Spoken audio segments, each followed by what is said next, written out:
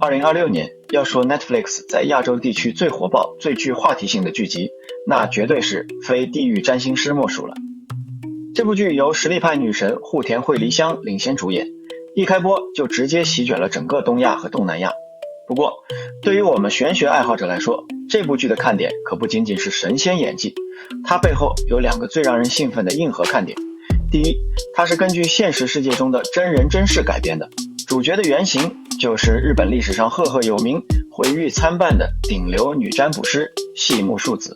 第二，这部片子虽然名字叫《地狱占星师》，但其实它跟西洋的占星术半毛钱关系都没有。这位细木树子的招牌绝活叫做六星占术，而这套技术的底层逻辑根本就是源自我们中国古代的四柱推命，也就是大家熟知的八字命理。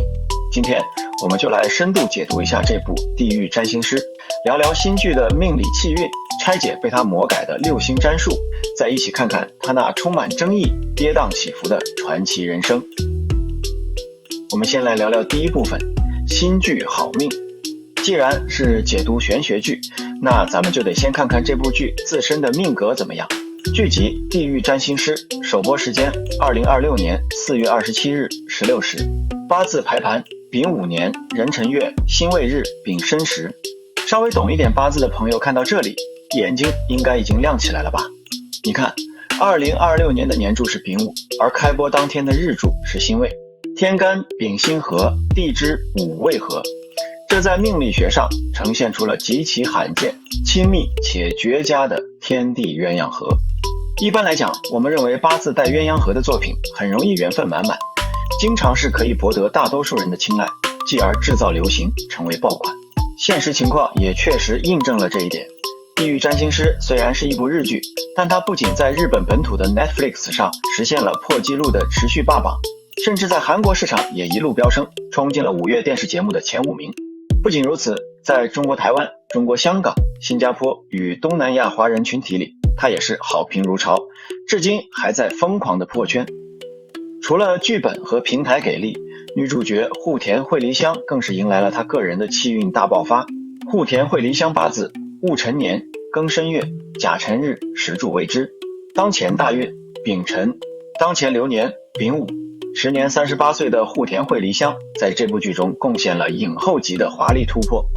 她饰演的细木树子年龄跨度极大，要从17岁一路演到66岁，那堪称神仙下凡的演技，被媒体誉为是她从影以来最大的突破。这在命理上怎么解释呢？对照八字就能发现，户田惠梨香目前正在走食神生财的丙辰大运，而2026流年恰好又是丙午年，这就让他的食伤能量瞬间爆棚。食伤代表演技、才华和自我表达，这波能量大大催旺了他的输出，让佳作直接成了爆款。而且大家注意没有，丙午年火极旺，而地狱占星师的主题海报也全都是以火热的红色示人，这正彰显出户田惠梨香在2026那绝佳的有如炎上般的火热气运。不过这部剧开播的4月是壬辰月，跟流年丙午构成了天干之上的人丙冲，这代表着是非口舌，同时还犯到了伤官见官，所以这部剧从一诞生就注定是离经叛道、放纵不羁的。因为它讲述的题材本身就是著名女占卜家细木树子极具争议的一生，但精妙的是，在聚集地支的层面，却有辰和未2颗印星，构成了伤官配印兼杀印相生，这直接影响了故事的最终呈现。Netflix 并没有对细木树子进行非黑即白的简单颂扬或批判，而是试图去揭开她命运与性格中极其复杂的多面性，就像这辰与未构成了印星混杂一样，有很多丰富的层次，绝不是简单粗暴的1-2句话就能概括的。而现实中，细木树子在玄学界最让人津津乐道的争议，就是他早年偷师自中国的四柱推命，然后在日本经过自己的魔改，推出了所谓的独家秘籍六星占术。那接下来咱们进入第2部分，为大家彻底揭开这个六星占术的神秘面纱。细木树子他开创的六星占术，把任何人的命运简单粗暴地划分成了6大类型：土星人、金星人、火星人、天王星人、木星人、水星人，简称六星。因为每种类型还分阴阳，所以实际上一共有12种形态。这种划分方式听上去是不是特别像大众媒体上流行的12星座？而且由于它的术语里居然出现了天王星，就让人觉得这肯定跟西洋占星术相当接近。或许正是因为这个营销噱头，这部剧在华语地区的中文译名才被简单粗暴地翻译成了《地狱占星师》。然而这套被魔改出来的六星占术跟占星没有半毛钱关系，里面也并没有真的用到天王星。这些所谓的星体概念纯粹是细木数子为了推广普及他独家的六星占术而刻意制造的营销包装而已。如果你仔细研究过六星占术的技术工作原理，你就会惊奇地发现，这门曾经创下过9500万册销售额，获得吉尼斯世界纪录的占卜流派，其根源完全是古代中国的四柱推命，也就是八字命理。它是怎么操作的呢？第一步，你得拿着自己的出生年份和月份，在细木数子提供的一套精密数据表格里查表，得到自己的命运数。第二步，用这个命运数加上你的具体出生日期，然后再减去1，就能得到你的星数。第三步，根据这个星数所在的区间来对照判断自己是属于土星人、水星人还是哪一个星星的人。这种将出生年、月、日的数字在查表后进行简单计算的命局界定方式，看着挺玄乎，既很像西方的卡巴拉生命数字，又似乎带有一点铁板神术的韵味。但实际上，细木数子搞的这套命运数、星数，其实根本就是用一种极其简化的方式来求得当事人出生日期的日干支。不信，我们现场拆解一个给大家看。比如在细木数子的精密表格里，1990年1月的基准命运数是3，这个3是怎么算出来的呢？其实是因为1990年1月1日那一天的日干支是丙寅，在中国的60甲子表里，甲子排第1，乙丑排第2，丙寅恰好排在第3位，所以作为计算基准的命运数就是3。接着，假如这个人是生在了1月16日，按照他的公式计算，命运数3加上这个日数16，然后再减去1，也就是3加16减1等于18，算出来的星数就是18。我们再去查一查正统的中国万年历，1990年1月16日那一天恰好就是星4日，而星4在60甲子中排位恰恰就是第18位，也就是上述算出来的星数。看到这里大家明白了吧？这套繁琐的查表和计算折腾了大半天，归根结底无非就是要求得当事人八字里的日干支而已。如果是在中国，大家只要翻开万年历看一眼，立马就能知道任何一天的日干支是什么。但因为日本的大多数普通人对天干地支概念并不了解，日常历法中也不怎么强调60甲子，结果细木数子把天干地支转换成了1至60的阿拉伯数字序号进行排列和推演，居然在市场上收获了出奇好的效果。在专业人士眼里，这叫魔改，但在商业市场上，他这么做却其实是跨过了大多数当地老百姓对天干地支概念的认知障碍。毕竟转换成1到60的数字是任何仅有幼儿园以上文化的人都能看懂，加之查表计算的过程还额外融入了宛如生命数字般的神秘性。从营销的角度来说，细木数子确实是一个擅长简化和包装概念的天才。在求得星数，也就是60甲子编号之后，细木数子根据数字所在的区段将命格分成了6大类型。你看，所谓的6星剥开外壳内核，其实就是中国古代术数里的6甲，也就是6个旬。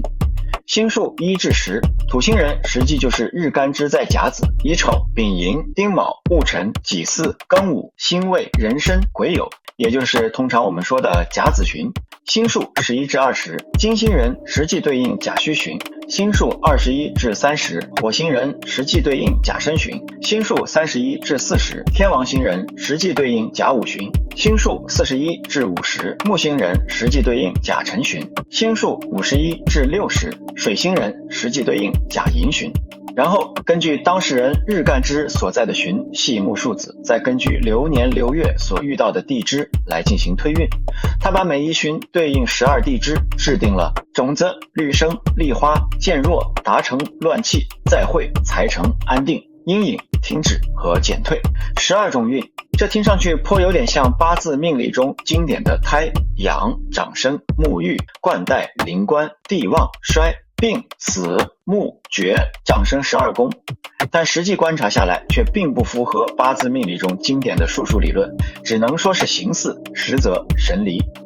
在这里面，细木数子还将其中比较负面的阴影、停止、减退3个阶段统称为当事人命运中的大杀戒。这个听起来吓死人的大杀戒，其实就是其中的停止和减退，刚好对应的是当事人日干支所在旬的空亡。拿我们刚才举的例子来说，1990年1月16日出生的日干支是辛巳，属于甲戌旬，这一旬的空亡在申和酉，所以在六星占数的算法中，流年或流月只要逢申就是停止，逢酉就是减退，也就是碰到了可怕的大杀戒。在实践中，细木数子非常强调大杀戒的凶性，并以此作为一个营销上的大卖点。但是如果按照我们中国古代正统的命理学知识，大家都知道流年遇到空亡并不一定就是坏事。比如八字原局在甲戌旬，那么等到了申酉的流年流月，原局空亡的字反而会被气运填实，申和酉获得了脚踏实地的能量，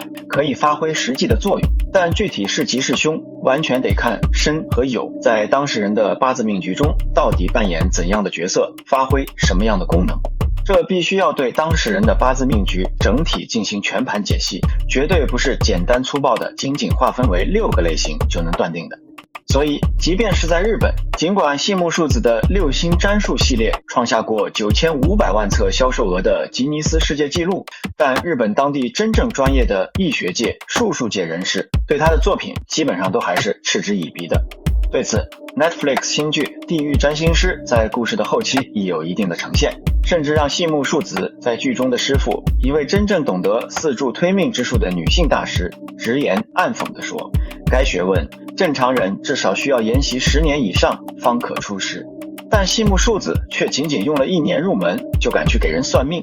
甚至开创他魔改的六星占术，他到底是一个天才还是一个骗子，又亦或是兼而有之？稍稍值得欣慰的是，剧中在那位女性师傅的书架陈列之上，镜头的特写之中，我们竟赫然看到了源自中国之典籍《三命通会》的身影。看到这里不禁让人感慨万千，什么时候这本书也能出现在我们自己的电视节目中呢？接着我们来看看第3部分，它充满争议的人生。细木数子的八字：戊寅年、乙卯月、丙寅日、壬辰时。2026年的新剧《地狱占星师》有一个镜头是公开了细木数子本人的生辰八字命理排盘。他出生于1938年4月4日上午7时，但 Netflix 显然在排盘上发生了一个错误，这一天的辰时按干支计时法应该是壬辰时，而不是剧集画面中的庚辰时。鉴于这部剧据说是得到了细木数子家人的支持，这么明显的一个错误到底是无意还是有意，还真不好说。不过石柱壬辰作为子女宫、作品宫，倒是刚好应在了《地狱占星师》这部剧集播出的2026年4月，也就是同样的流月壬辰。从这个角度反推，我们认为壬辰时应该就是他真实的石柱。注意，本剧集中饰演他角色的户田惠梨香，八字也是带2个辰，并且还正在走辰字大运。最终剧集开播于壬辰月，生于辰时的意象可算是相当明显且充分了。细木数子的八字显然并不是一个典型的职业占卜师，实际算命需要大量运用各种规则计算，八字是一定要有财和官才妙，否则就不容易去算。然而细木数子之命局是竟然一点财官都没有，并且全局印星爆棚，这种格局的人其实更像是搞文化搞宣传的类型，这一点恰与他非常擅长营销的网红气质相当符合。注意，我们现实中也有一些所谓易学人士，八字是以印星见长，但是印星所对应的并不是计算力，而是记忆力。印旺的人钻研易学，大多会变成如百家讲坛般的易理派、书房派，或是喜欢引经据典、各种考究，但实际的计算与推理却并不擅长。作为地狱占星师的主角，细木数子的八字就是印旺，所以他是更擅长搞营销、造概念。如前所述，他竟然能把历法中的60甲子变换成平易近人的阿拉伯数字序号，并改头换面，包装成六星占术来获取巨大的流行市场成功。然而，这一门看上去带有各种精密数字的六星占术，实际的规则计算却仅仅是象征性的对号入座，在专业上根本经不起行家的推敲，这正恰是他硬旺但却缺少财官的表现。另外，印星也对应服务行业以及社会中的后台靠山。根据地狱占星师改编的史实，西木树子最早的出身并非研究易学，而是下九流的风俗行业。他早年是在东京银座开夜店当妈妈桑，并因此而熟识了黑白两道，贵人众多。